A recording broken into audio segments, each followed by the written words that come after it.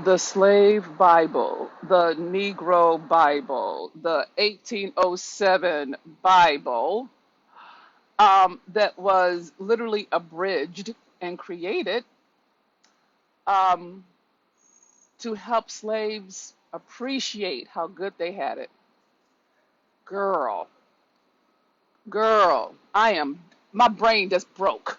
My brain broke. I bought it. It's by Joseph Lumpkin. You can look it up. You don't take my word for it. Get your own revelation, okay? But this is my brain. I just feel like my brain went sideways. I'm like, "Argh!" Because it's not what I thought, okay? And I'm not going to take a lot of time on it today, but I will deep dive on it on Monday. Um, because I want to show I want to read some of it to you. You see what I'm saying? But I want to show you the connections between missionaries and woo, international. Well, let me just say colonial slavery. There's some right now. Literally, I'm talking about my diaspora sisters. I'm talking about my West Indies, my Jamaican, my Caribbean family, right? Because this book was created by missionaries. They took out 90% of the Old Testament and 50% of the New Testament, reorganized some things, and it wasn't what I thought. It wasn't what we've been taught. Okay, I'm not saying it's better, by the way. I'm not suggesting that at all. Okay, not saying that, but it's normally when we talk about the Bible being used as a tool of oppression, we talk about it in terms of the slave household. Okay, we talk about it in terms of, oh God, once slaves were enslaved people of African ancestry, not indentured servants. Okay, and just for the record, let the record show that the African slaves were brought to this country in 1619. Okay, I think that you know that. Okay, but the thing is, before they were brought here, they had white people who were slaves. The first slaves in America, as far as I'm concerned, were white women who were tricked to come here to colonize and have babies under the auspices of education. Okay, so let the record show I'm not talking about that, and we know about that. That's not this. This is a whole nother level. All right, and so what I want to bring to you is I never realized, I never realized that good intentions can screw up a history. Okay, have you ever heard that phrase? No good intention will ever go unpunished. Now I understand it. Okay, because if we look at where the Bible went when they started to move people of African ancestries, if they when they started to shift us from barbarians and savages to heathens, that was the shift from race being rooted in skin and started to be rooted um, in salvation. And that's a whole nother level. We don't talk about that part. We don't talk about that part. We just end up with a very simplistic breakdown of like, oh, good and bad, right and wrong. No, no, no. It's not like that. Wait till you read. I cannot wait to show you this. The thing that blew my brain apart was that missionaries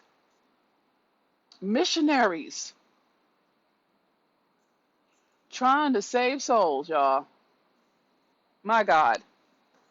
Missionaries trying to save souls are at the heart, at the beginning of this notion of a slave Bible. Okay?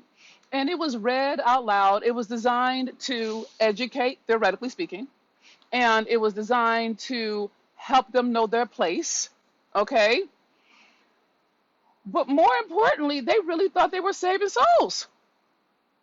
They thought they were saving souls. They thought they were changed.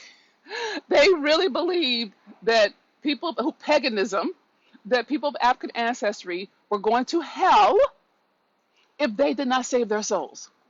So they start. So it's just like, well, hold on, wait a second, hold on a second. And here's the thing, and I'll deep dive on this on Monday, okay? Here's the thing that broke my brain apart. The planters in the West Indies didn't want them to come.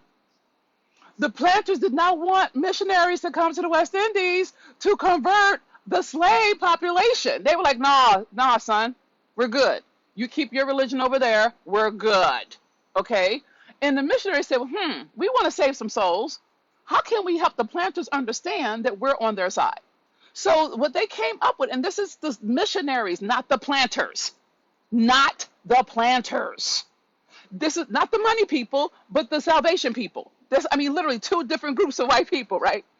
And the whole logic was, well, what we'll do to help, if you can help us save these heathens, turn them from savages into Christians.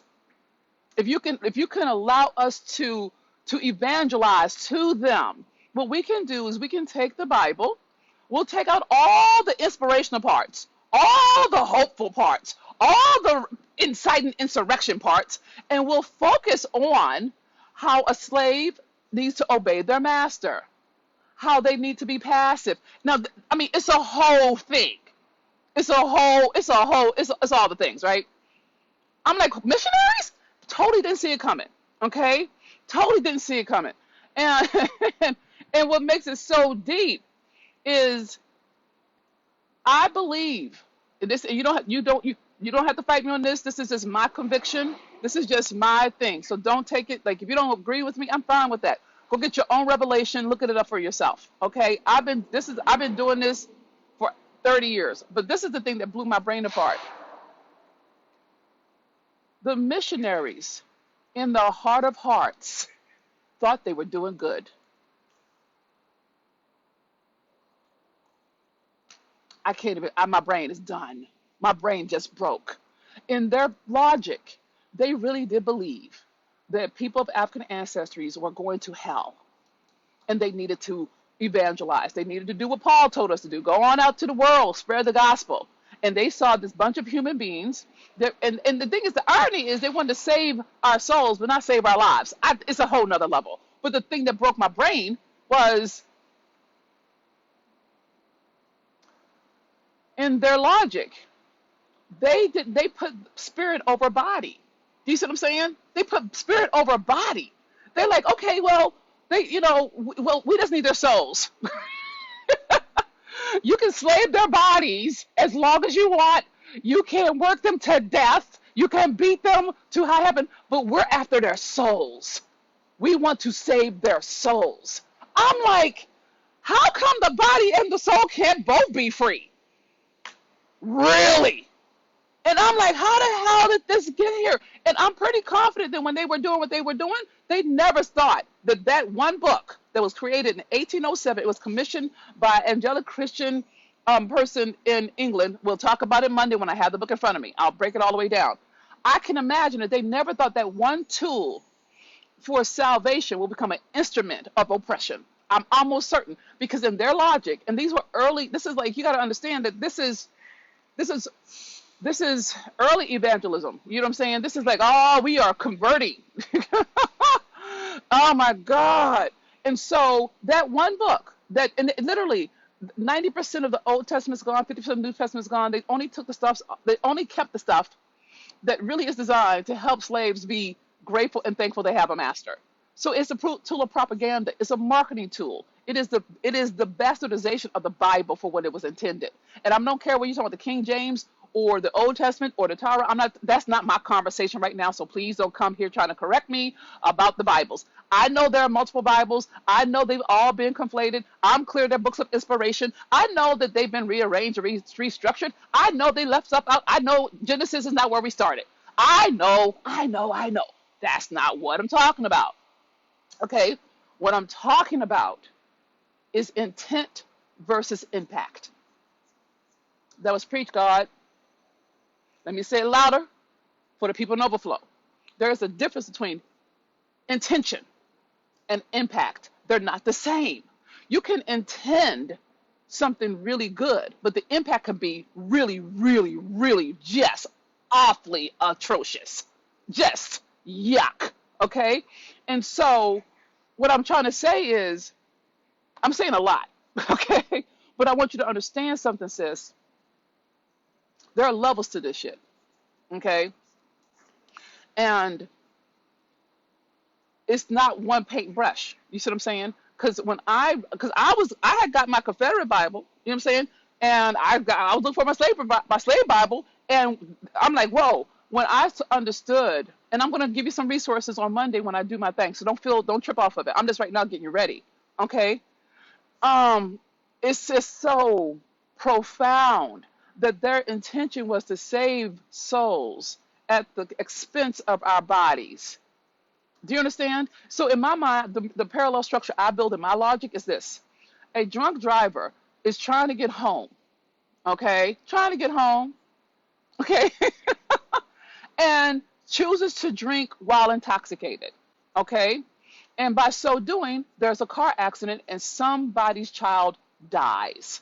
Now, the drunk driver didn't intend to make someone a motherless child or a fatherless child. That wasn't the intent. But the impact is the loss, is the loss. Do you understand? That's the impact of this.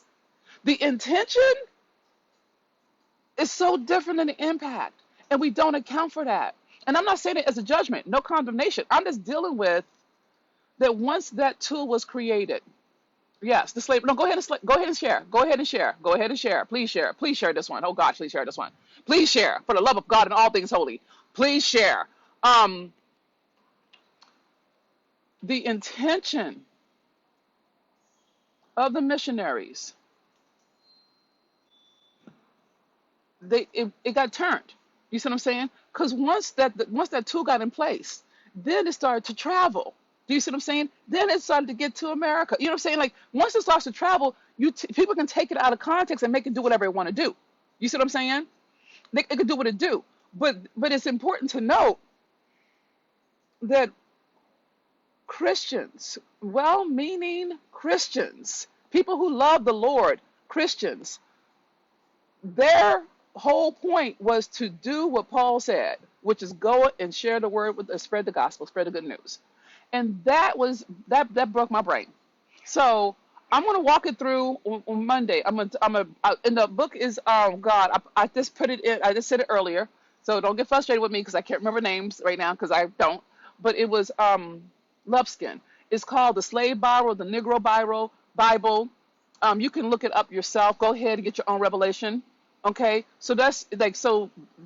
Go do your due diligence. Do not try to make me your God. Go look it up for yourself. I'm not interested in that, but I am interested in educating you. And the reason why this is important, sis, is because as a person who loves God and as a person who's committed to having us thrive, okay, we have been so misinformed, and so have white people, by the way. The Daughters of the Confederacy were not playing, and they were effective, okay? There's a whole nother level. Can't get into that on this one because I want to stay focused on one thought. But I'm not suggesting they were right. I'm suggesting strongly that when we look at the impact of slavery in North American chattel slavery, including the West Indies, okay, when we look at the impact on us, in our lived experience, let me say it like that, in our lived experience, one of the things we don't account for, at least I did not account for, was that missionaries, people who love the Lord, were truly trying to help us, but they ended up hurting us. Do you see what I'm saying? Because the logic that they had, and you have to keep in mind, the logic of the time was that people weren't able to read. So the missionaries were trying to get black people to read. You see what I'm saying? So you got to think, damn, they're trying to teach black people how to read, but they want us to read what they want us to believe. We can't cognate for ourselves. What? So you don't want us to rebel, but if you know that we could rebel, then that means that something wasn't right about what you were promoting. You see, can you see the logic? I'm like, how is it possible for you to think that this is good? How can you tell me that you're trying to save my soul, but kill my body?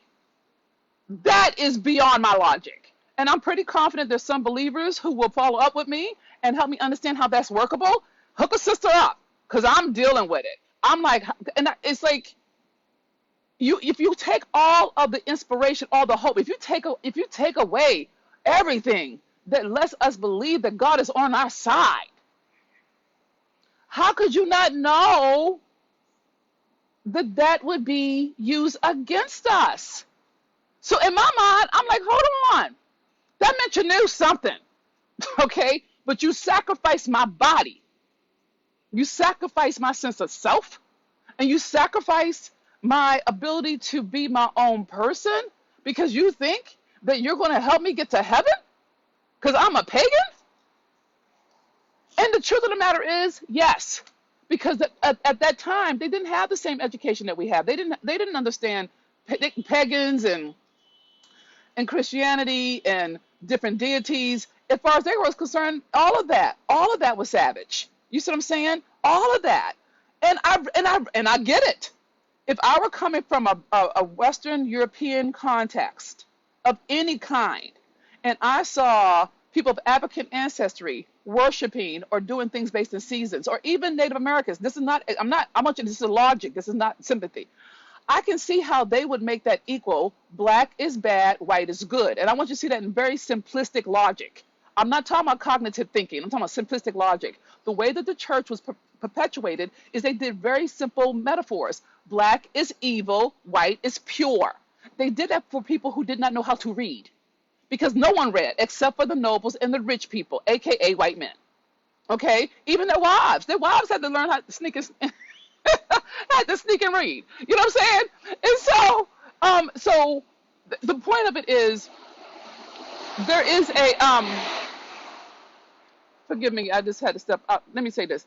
There is a, for you and I who live at the impact of that history, okay? What I'm being with in my own spiritual evolution is accounting for intention versus impact. I need you to hear the difference. I don't think intention is a justification. I really don't. I think impact is everything. But we're not taught to look at impact. We're taught to look at intention. We're taught to look at, you did this intentionally. You did this to hurt me. What if they didn't? What if they didn't?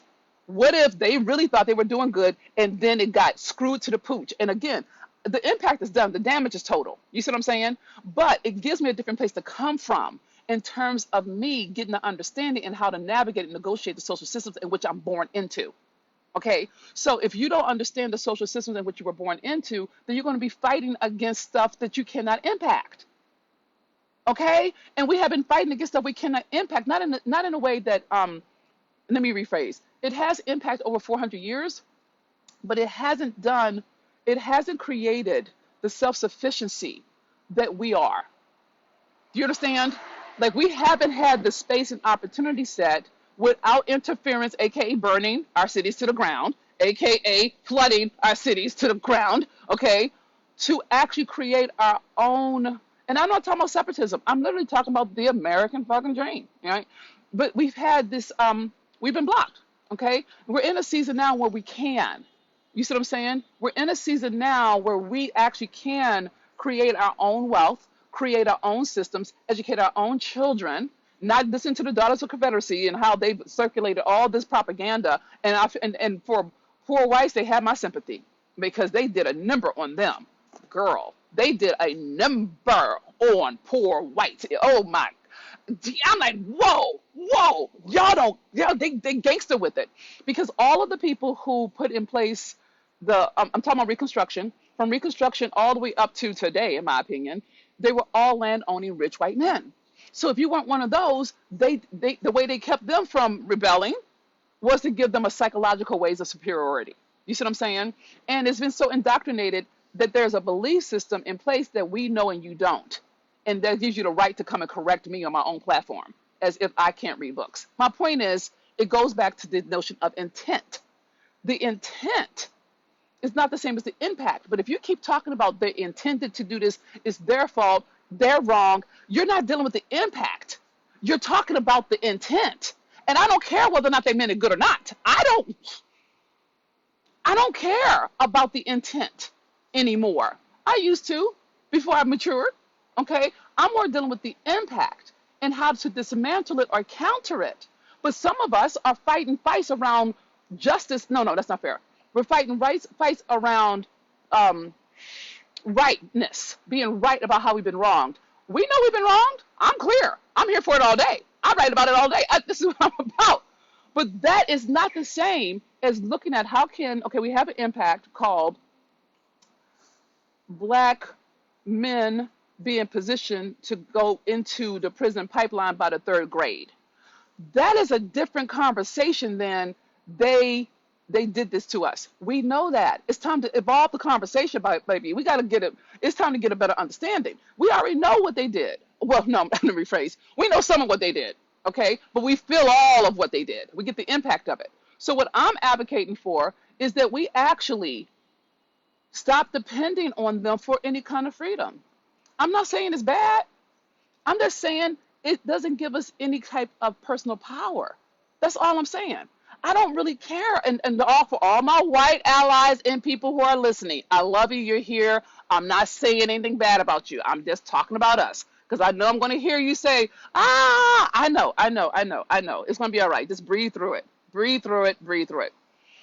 I need us to take care of us. Okay? Just like Jewish people take care of themselves, just like Irish people take care of themselves, just like Indian people take care of themselves, Asian. I need us to do that. And I need us to do that with our money. Okay? And so I'm really committed to us empowering us and not blaming them, because blame gets you nowhere. We're too smart for that. Our people have gone through too much for that. I have no interest in the why anymore. You see what I'm saying? I'm not interested in them. I want y'all, and y'all can fight me on this, but I recommend you don't. All right? I have no interest in anything from them like that. I don't want them. I'm not interested in asking them for stuff. And not because I don't love them as human beings. Does that make sense? So please make a distinction. Be cognitive. Don't simplify my words. I am not saying anything about white people that's negative. I am empowering black people to not depend on you. How is that bad? How can that be a bad thing? Okay? I'm clear that we've had segregated environments where we depended on ourselves because of oppression. I want us to have communities where we depend on ourselves because we can now. That's a different conversation. So please do not molest my words and try to turn it into some kind of debate about historical things. I have no interest in debate. I have an interest in discussion. And if you want to come to me, you better come in a spirit of love and dignity, because that's where I am. Okay? So back to you, sis. Have to handle some things sometimes. My point is, I need you to shift a little bit. I need you to tweak a little bit. I need you to realign a little bit. I need you to start looking in terms of impact. Okay, the impact on black women being sexualized to justify the institution of North American slavery, to turn our bodies into factories, is that we've been hypersexualized. So the only images they share about us are twerking ones. And it's not the truth of us. It's not who we really are. But that is what they have created because of the marketing, propaganda, yellow journalism. Look it up. Okay? Do not take my word for it. You can go back to Gone with the Wind. You can go back to Topsy. You can go back to Shirley Temple. You can go back and see it. You don't have to believe me. I don't want you to believe me. I want you to believe you. Okay? I want you to get your own revelation. My job is just to get you in the conversation that moves us forward. Because if we move us forward, we move the human race forward by default, black woman. Okay? So please don't think that I'm, advocating for anything other than you. Okay? I need you to understand that. But if we don't get into new conversations, we're going to keep saying this. We're going to keep talking about we shall overcome. And that's not the point. We're not. Our ancestors have prayed us through. And I got to say this so I don't have any problem for my Christians. I'm not saying the Bible isn't good. I don't care which version you use. I don't care if it's the International, the King James, the Message. I don't care. I don't care if you're my Hebrews, one of my Israelites, one of my Canaanites. I don't care which book, the Torah. I don't care. I don't care which one you do. I'm confident that God will figure it out. God will meet you where you are. Okay? God met me on the streets. and we've been cool ever since. Okay, so I'm not suggesting there's something bad. What I'm saying is the Bible has been used as a tool of of oppression and an instrument of change. It has. It's been used both ways across the world, not just in America. Across the world, the holy wars, whole nother level. Not getting into it. My point is, had it not been for the Bible, we wouldn't have made it through slavery. Do you see how that? You see how that complicates it? If you take the Bible out of slavery in North America, we would not have had hope. If some white person had not taught, probably a missionary, had not taught some black person how to read, we wouldn't even know the stories. You see what I'm saying? So you can't make it one. It's multidimensional, boo. You see what I'm saying? I'm not mad at the Bible, because if it hadn't been for the Bible, we would never have had the hope. We never would have the hope without the Bible to get through segregation, to get through integration, to get through chattel slavery. You see what I'm saying? So we can't make it like one. You can't make it one or the other. There's levels to this. If you take the Bible away from our ancestors, I do not see us making it out. I don't see it. You might, but as a realist and a practicalist, thank you God for the book, because the book actually did two things. One, it gave us hope, even if the stories have been misconstrued, and we know they have. We know they've been tarnished. We know they've been torn. We know they've been pimped. We know, clear. But it did something even more. The Bible was the first book that black people learned how to read. It was the first book that we were allowed to learn how to read. Okay? So I need you to understand, like, wow, that book is the source of our liberation in North America. Do you see what I'm talking about? I'm not talking about white supremacy. I'm not talking about white extremists. I'm not talking about domestic terrorism. I'm talking about when we could read. We read that book, and that book became the foundation of the black church. That book, that belief system, is what Dr. King used to have the world see the injustice of what we were living with. So please do not make it simple and say, oh, the book is bad. Oh, the book is both. You can find whatever you need in the Bible to make yourself right about whatever you need to. Whatever you need. So please be mindful, sis, that it's not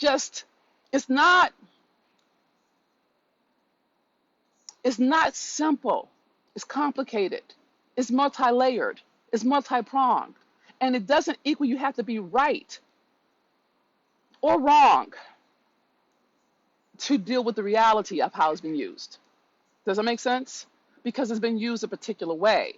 And human beings, the nature of the stinking flesh is naturally we're going to use it in the way that supports our self-interest.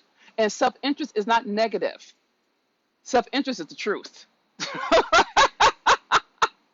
And so when I have my digital platform, I'm going to create a whole, I call them salons, because I think of the 1920s, the 1930s. Salons were when we got together with the artists, the thinkers, the politicians. We got together in kitchens and cooked and talked, and we looked at how could we be self-sustaining? How could we move ourselves forward? So on my platform, we're going to have what I call salons. And of course, it harkens back to beauty shops, but it mostly harkens to the salons of progress, of really coming together to have deep conversations about how do we heal, how do we support, how do we win, how do we take care of each other. That's how I'm using the term on my platform, okay? So I'm going to have a salon completely dedicated to healing history, because no one is talking about history in a nuanced way. They're talking about it as right and wrong, and it's both. It's both. Okay, and that's not a justification. I have no interest in justification. I have no interest in letting people off the hook. Y'all know me. You're lucky I'm not cursing today. I think I did pretty good. Thank you, Lord. Hallelujah, hallelujah, hallelujah, hallelujah. Right? Can't guarantee tomorrow, but after today, didn't curse that much. Okay? But what I do want to make sure you understand is we've all been miseducated, misinformed. And I'm not saying that's a bad thing. I'm saying we can get it right. We can up-level the conversation so that our children are in a conversation that isn't rooted in right or wrong. They're in a conversation in terms of what works and what doesn't work. That's a different conversation. That's an elevated conversation. The objective is to actually have us thrive, not be right about how we've been wronged. I have no interest in that. We already know that part. I want some new stuff. I want some new shit. I want something that actually inspires us, that we already have everything we need to thrive. And the black women alone have a 3.8 trillion buying power. That doesn't mean cash, so please do not misunderstand me. The assistant ain't walking around with 3 trillion in their pocket. No, I'm saying buying power. That means credit. That means business lines. That means access. It means a lot of things. Okay. And my intention with my platform, my digital platform, is to actually create such an awesome platform for us that we naturally come over there. You see what I'm saying? And we come because it's an awesome product. You see what I'm saying? So we have the resource. We just have to think of it differently. And that's so anyway, I'm going to put what I'm going to do is I'm creating a whole salon just rooted on healing history. So we have a safe space to deep dive into this in a way where we can unpack it. You see what I'm saying? And actually have it serve us. Go through the heat. If we have to go through the heat part, I'm here for it. You know how I feel about it. You're going to have to get the heat off of it. You're going to have to get the grief off of it. You're going to have to get to the healing part, but you can't get to the healing part if you can't tell the truth about it. You know what I'm saying? So anyway, I got my Slave Bible. I'm going to actually, I'm going to do a deep dive on it, and I'm going to read you certain passages from it, and I want to really get into this notion of intention versus impact, okay? Because I think that if you and I can focus on, okay, how do we impact each other? How do we purposefully impact us, empowering us, instead of trying to have the powers that do right by us, because they won't. It's not personal. They'll give us a little bit, like for the last 400 years. So let's not fight that fight. And some of you will. It's fine, but that's not what I'm doing. All right. I'm building my own platform. I'm funding it myself, so we don't have to answer to anybody. That's the whole point of it. Okay. So if you're offended by this word, please tag, please share, please lovingly comment if you have something to say that moves the conversation forward, not rehash what you think I don't know. I don't know everything, so don't worry about it. You don't need to teach me new stuff, okay? All I'm asking is that if you are fed by this word, then when you post in the spirit of love and dignity, okay? Just post in the spirit of love and dignity. I am not trying to care. I'm not trying to answer. I'm not trying to have all the conversations. I'm having one about this right now. Okay, so if you want to post about this on this string. If you want to post on something else, look, I got plenty of content. Have at it. Okay, but what I am saying is, I want to hear from you, but I want to hear from you in the spirit of love. Okay, and that's for my ride or dies. That's for my truth tellers. That's for my allies. That's for everybody who's actually committed to empowering my power, to empowering our power, to empowering us to empower ourselves. That is the only conversation I'm ever having. I'm only interested in actually having black women be free financially and emotionally, so we can actually have our communities thrive. Because when we thrive, the world thrives. Point, end, stop. What is it? Full stop. I can't think of a way of saying it. This made me happy. Okay. All right. I love you. I love you, sis. I love you, bro. I love you, allies. I love everybody. Okay. So don't feel left out, because y'all get all sensitive when I don't call you by your name. But know that I love you. Okay. And please share this video. Post any takeaways that are useful. And if you have a resource you think will be helpful in terms of this dialogue, not to incriminate anybody, then please share it. You know, we're in this together. I'm out to heal us. Okay? Help me. All right, sis. All right, fam. Please share this video. Thanks for hearing me out. I love you. This is Dr. Venus, your hot mess millionaire. Goodbye for now.